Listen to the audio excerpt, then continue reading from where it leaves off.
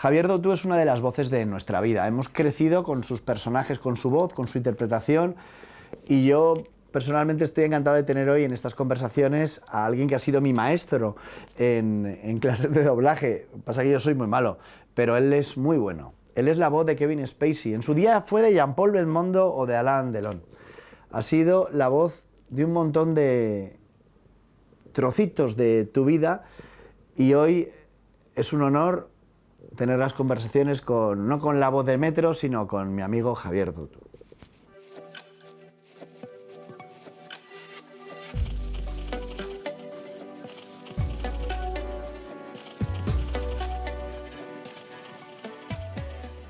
Lograd información de dónde nos hemos de encontrar. Preferiría en un lugar público, un bar, un restaurante o algo así, donde haya público y esté a salvo. Querrán registrarme en cuanto me vean, ¿no? No debo llevar armas encima. Pero si Clemenza encuentra el medio de dejar una pistola a mi alcance,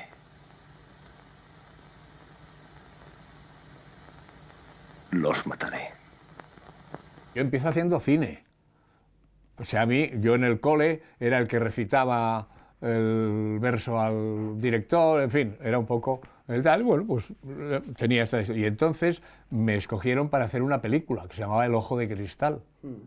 Hice la película, y haciendo esta película se empezó a rodar otra película que se llamaba Sin la sonrisa de Dios, y entonces, claro, necesitaban también chavales, y entonces ya, claro, ya era un señor con experiencia, y entonces también me ficharon para hacer esta otra película. Y bueno, entré. Y entonces mis padres dijeron, oye, pues al chaval le gusta esto tal y cual, y entonces me matricularon en el Instituto del Teatro, que era, digamos, igual que la RESAT, que la Escuela Superior de Arte Dramático. La prueba es que luego se homologaron estos cursos a licencia universitaria, es decir, yo soy licenciado universitario en arte dramático, porque estudié en el Instituto del Teatro. De ahí la noble defensa del arte del doblaje, o sea, tú lo defiendes como actor. Entonces quiero decir que yo lo primero que hago es cine. Después, estando en el Instituto del Teatro, me vienen a buscar para hacer teatro, esta obra de teatro de Josep María de Sagarra, porque se impartía clases de interpretación en castellano y en catalán, o sea, teatro castellano y teatro catalán, en el Instituto del Teatro, que era un órgano de la Diputación de Barcelona. O sea, quiero decir que no era un francotirador que había puesto una escuela, no, era Escuela Oficial de Arte Dramático. La prueba es que al terminar, o sea, yo soy licenciado universitario en arte dramático. Y entonces, claro, cuando salía un Principito o un Botones o un camarero joven o algo así, oye, tal, no sé qué, bueno, yo iba y así fui aprendiendo el ¿Qué oficio. año es ese? Pues esto, los años 60. Años 60. Bueno, y hasta hoy, si yo me pongo a repasar toda la gente que... Bueno, pues se te ven las canas, ¿no? Pero si yo hablo de Jean-Paul Belmondo, de Alain Delon, dices, ¡Dios mío! O sea, Sí, no sí. es Al Pacino solo, no. Sí, sí. Pero es que luego tenemos aquí, mira, tengo Kevin Spacey, Warren Beatty, Pierce Brosnan, Dustin Hoffman. Oye, en alguna entrevista te he oído que tú ha habido un momento, esa frase que se decía en el doblaje de o te mueres de hambre o te mueres de sueño. De sueño, ¿no? sí. Ahora estamos en una época que te puedes morir de sueño y de hambre porque Ya. la economía no te permite Sí, que sí, tengas sí, 5 sí. trabajos. Pero en esa época en la que tú te morías de sueño, ¿cómo hacías cuando se te juntaban dos personajes? Porque es una intriga que yo tengo. Porque estos actores podían coincidir a veces. ¿Se dio el caso? O sea, las únicas coincidencias que han sido curiosas ha sido cuando el personaje que yo he doblado hacía dos personajes, o sea, hacía él y su hermano gemelo, ¿no? Bueno. Y entonces, quiero decir, bueno, pues lo teníamos que doblar. O sea, por ejemplo, pues no sé, El prisionero de Zenda hizo una versión Peter Sellers. Y Peter Sellers hacía los dos hermanos y además hacía el rey supremo. Entonces, yo doblé a los tres personajes, claro. Porque los tres los interpretaba Peter Sellers. La radio y el doblaje pueden ser muy parecidas, ¿no? Porque, quiero decir, los elementos son exactamente... Bueno, la radio como actor de radio. Porque los elementos son los mismos. La interpretación que está dentro de uno y el micro, que es lo que te capta y luego se queda reflejado en una cinta magnética. O directamente va al éter y lo oye la persona que lo oiga. Pero quiero decirte que los elementos son casi los mismos. O sea, ser actor de radio o ser actor de doblaje, la única diferencia es la técnica del doblaje, que tú tienes que interpretar lo que ya está interpretado, tienes que ir al ritmo que habla el señor que ya lo ha interpretado. Yo lo que más admiro y aprendí de ti es lo de prestar tus servicios al arte con humildad.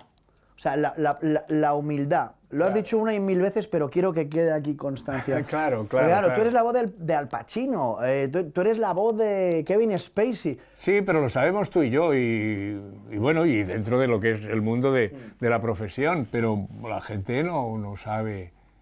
Pero aún así, en este mundo que te podrías ir por la calle, incluso pedir un café o una barra de pan, que se note que soy la voz de Al Pacino, tú hablas de la humildad, dices, es que el trabajo que hacemos... Vamos a ver. Es que hay una cosa que está muy clara. Cuando se decide hacer una producción cinematográfica, se despliega una cantidad de medios tremenda, incluso en las películas españolas. Se localizan los sitios, se busca el actor idóneo, porque el físico también es muy influyente, etcétera, etcétera. Y todo esto es un trabajo tremendo, y ya en el momento de la interpretación ya existe la comunicación entre el director que ha concebido toda una obra con el intérprete, y entonces se trabaja esta interpretación.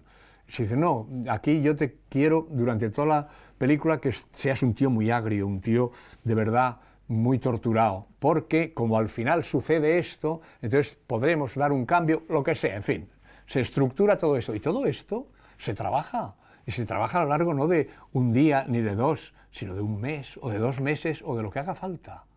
Y entonces se graba, se hace, ¡oh, qué bonito, estupendo! Y ahora vamos a venir nosotros, y en 4 días, entonces yo lo hago. No, hombre, tú tienes que ponerte al servicio de todo este trabajo ingente que se ha hecho. Y entonces, en el momento en que tienes la humildad, es una palabra, pero es decir, no es que tú seas una persona humilde y que vayas, pero no, tú tienes tu vanidad y yo estoy contento de haber interpretado lo que he interpretado, pero tienes que tener intrínsecamente la humildad de ponerte al servicio de aquello que se ha hecho a lo largo de 6 meses y que se ha firmado y que se exhibe en todo el mundo. Claro. Entonces, claro, si Al Pacino ha decidido poner una voz de mafioso más cercana a Marlon Brando y se lo ha trabajado, ¿quién eres tú para doblarlo como a ti te...? Exacto. Va un poco por ahí. Exacto. Va totalmente por ahí. O sea, esto es un detalle, pero hay muchos más detalles. O sea, quiero decirte, hombre, este señor, ¿por qué lo dice tan cabizbajo y tan soso y tan... Coño, eso hay que decirlo. No me digas esto. No, perdóname. Ese tío está con esta cara y está... Dice, no me digas esto. Y tienes que decirlo así. Aunque tú no estés de acuerdo. Aunque tú... No, perdóname. Si tú eres una persona que está al servicio de esto que ya está hecho, ahí radica esa humildad. Que eso no quiere decir que vayan de mérito de tu interpretación, ni que tú estés muy orgulloso de tu sobreinterpretación. De ahí yo no sé si va interrelacionado que el doblaje moderno, primera palabra lees y vas al texto, y el doblaje de antes, entiéndeme, yo no sé si es del que tú vienes, o sea, Sí, tú sí, enseñabas, sí. hay que mirar a los ojos, tú te aprendes lo que vas a decir, aprender, qué terrible, hay que memorizar, sí, porque tú tienes que ponerte efectivamente al servicio de esa cara, de esos ojos, de esos gestos, ¿no? Claro, y en eso radica eso que le llamábamos humildad, ¿no? En eso radica, o sea, ponerse un poco al servicio, porque hay que respetar que este señor ha tardado 6 meses en poder decir, de acuerdo con el director y de acuerdo con la obra completa, buenos días. Y el director ha dicho, no, tienes que ser mucho más brillante porque te acaba de pasar una cosa muy gorda y al entrar tienes que disimular. Por lo tanto, buenos días. Un poquito de sonrisa, buenos días. Claro. Y esto es lo que ha quedado. Y yo no puedo decir, buenos días. No, es que acaba de venir cabreado. No, es igual. Pero precisamente yo no he hablado con el director de la película, pero si este señor lo dice con ese tono, tú tienes que ir a copiar a este señor. Podemos ir directamente al tema de la vocalización, porque sigue siendo una carencia en los actores españoles que se les entienda. Vamos a ver, ahora estamos acostumbrados a que de repente mete un gol no sé quién, y dije, anda, si estaba en la cocina tal y cual, no te preocupes, espérate, te esperas 5 minutos y te lo repiten. Pero en las películas no lo repiten. Entonces, si tú no has vocalizado y el espectador no se ha enterado de quién es el asesino, ya no se entera. Porque no dicen en un momento que vuelvo atrás y lo repito. Entonces, es muy importante que todo lo que se diga se entienda. ¿Por qué? Pues porque puede suceder la anécdota que contaba con mucha gracia Rafael Luis Calvo, que ha sido uno de los grandes fenómenos del doblaje y también de la interpretación, porque ha hecho muchas películas. Tenía una hizo voz en su día potente, ¿no? una voz muy potente, doblaba a Clark Gable, claro. hasta el punto de que, quiero decir, aunque empezase hablando fuera de imagen, o sea, en off, quiero decir, la gente ya decía, oh, ya está aquí el protagonista, porque era muy reconocible. Tenía una voz un poco campanuda, pero que iba muy bien, tanto al estilo de cine que se hacía, como a cómo eran los personajes y la época en que se desarrollaban las escenas, ¿no? No insinúo nada. Digo claramente que los yanquis están mejor equipados que nosotros, que tienen fábricas, minas de carbón y una gran escuadra que nos bloqueará y nos matará por hambre. Nosotros solo tenemos algodón, esclavos y arrogancia. Y entonces este nos reunía, pues le gustaba ser oído cuando contaba anécdotas, y decía, me invitaron al teatro. Me dijeron que había una compañía que lo hacía muy bien, muy bien. Y yo pensé, habrá que ir a ver esa compañía. Me fui, me senté en la fila 6 y de repente apareció una señorita por un lateral. La señorita apareció llorando. Lloraba unas lágrimas que le caían al suelo.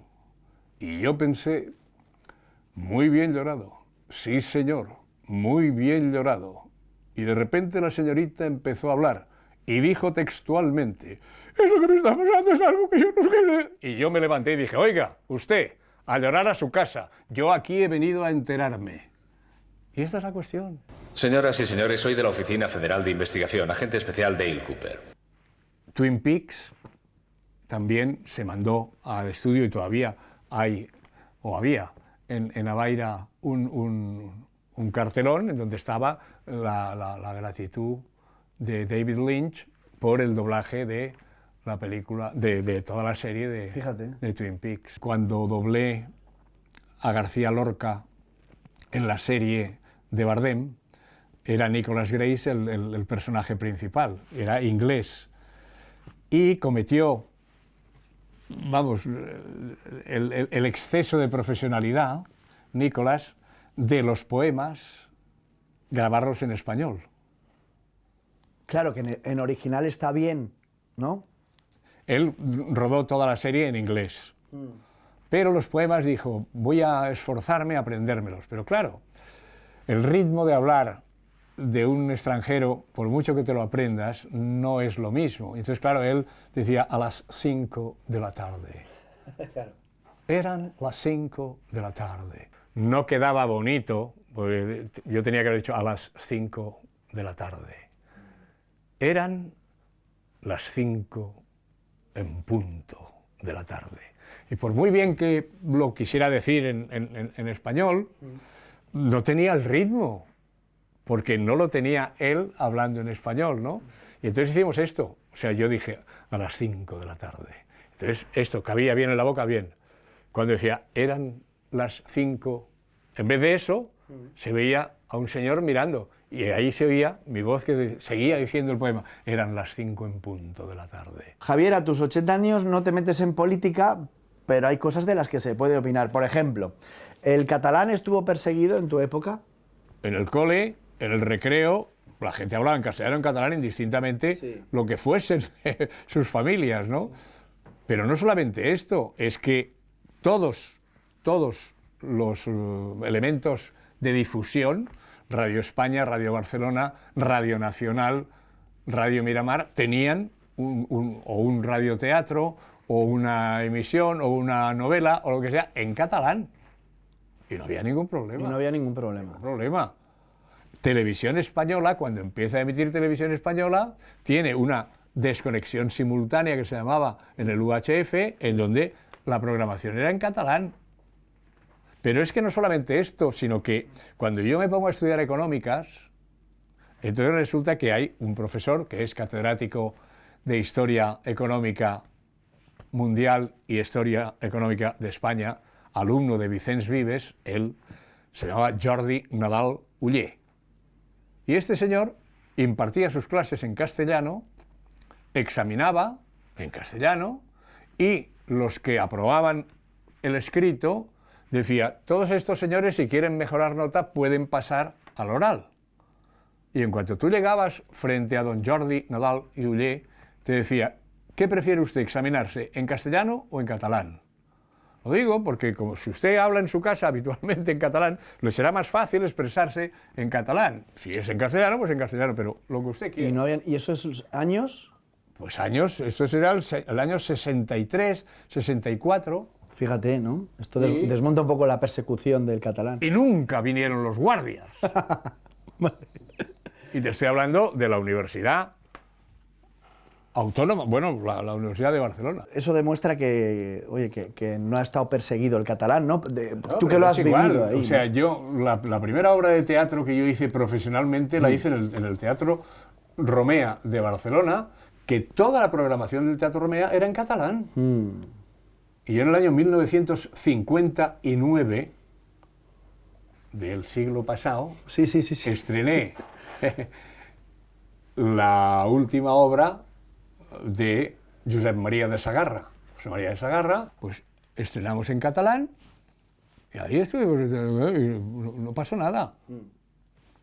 O sea, quiero decirte, pero es que no solamente es esto, es que además los monjes de Montserrat editaban, que todavía me parece que se edita, una revista en catalán que se llamaba Sierra de Oro, porque sabes que Montserrat es la Sierra de Montserrat, ¿no? Eso también años 60 y 70, ¿no? Sí, claro, te estoy hablando de los años 60. Y igual ahora ya me lo puedes contar, o igual es incómodo para ti. Le ganaste a Manu Chao un juicio. ¿Cuánta pasta le ganaste? ¿Se puede saber o no? Quiero decir, para el que no lo sepa, tú eres la voz del metro, próxima Sí. estación Esperanza, y te roban la voz para un disco que vende 1 millón de copias Sí, en España. Y hay juicio, y yo tenía el cotillo. Yo no sé si es de mala educación preguntarte cuánta pasta le ganaste.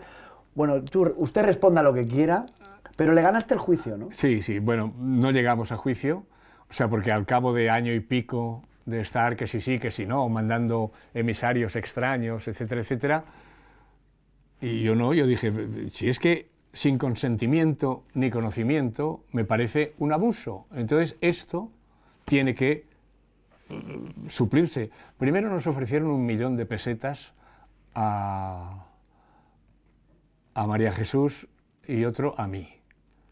Y dijimos que no habían entendido nada, que nosotros no queríamos que nos dieran 1 millón de pesetas y seguir como si no hubiera pasado nada. Nosotros queríamos el reconocimiento de un señor que había usurpado la propiedad intelectual de 2 profesionales.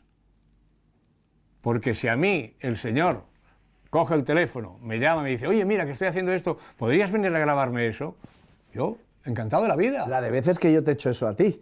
Bueno, es Y gratis. Bueno, es igual, sí, gratis, seguramente. Y seguramente le hubiera dicho: oye, cuando actúes en Madrid, mándame 2 entradas, que a mi hijo le gusta mucho. Yo qué sé.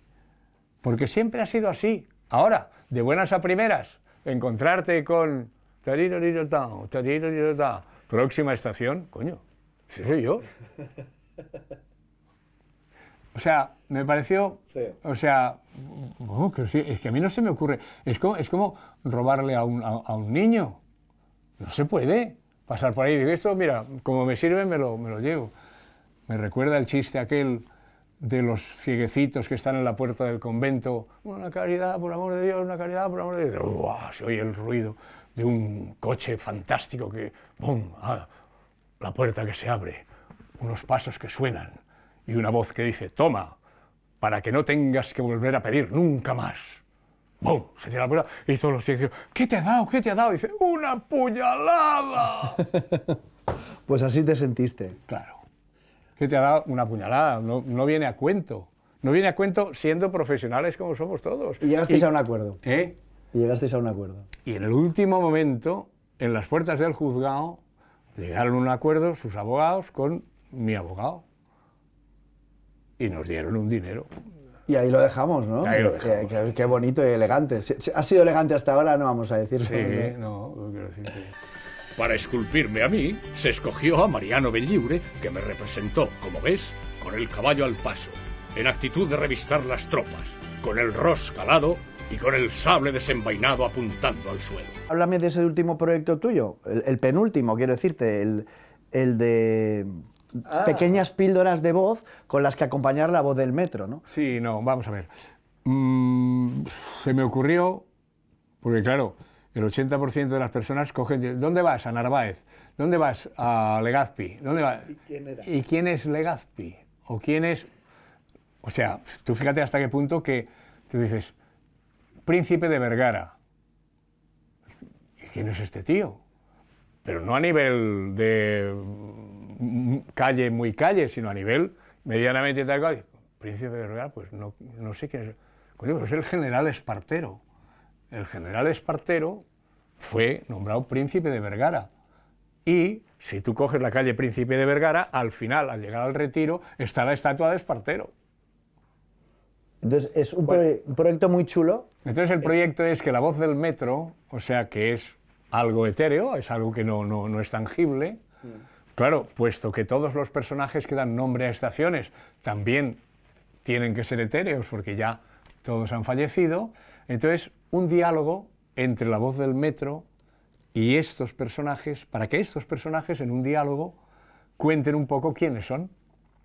¡Qué maravilla! Y esto... Y entonces, nada, estamos intentando hacerlo a través de un podcast y también con la referencia en las estaciones de un código QR para el cual cualquier persona pues, pueda descargárselo, pero también es un servicio del Metro de Madrid.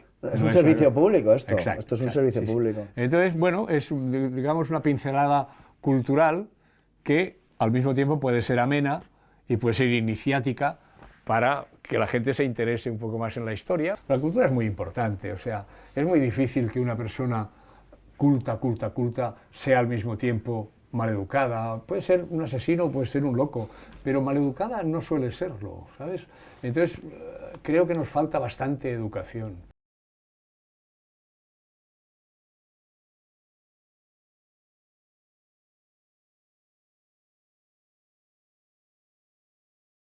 Gracias a todos los que nos veis de verdad de corazón, gracias. Y a los que nos preguntáis que cómo nos podéis ayudar, existe una plataforma que se llama patreon.com/kakeminuesa. Aquí tenéis un código QR en el que introduciros en esa plataforma y ayudarnos. A los que nos preguntáis que cómo nos podéis ayudar, desde 4 € al mes podéis apoyarnos para que pues tengas tus reportajes independientes y libres y nos ayudes un poquito a seguir nuestro camino.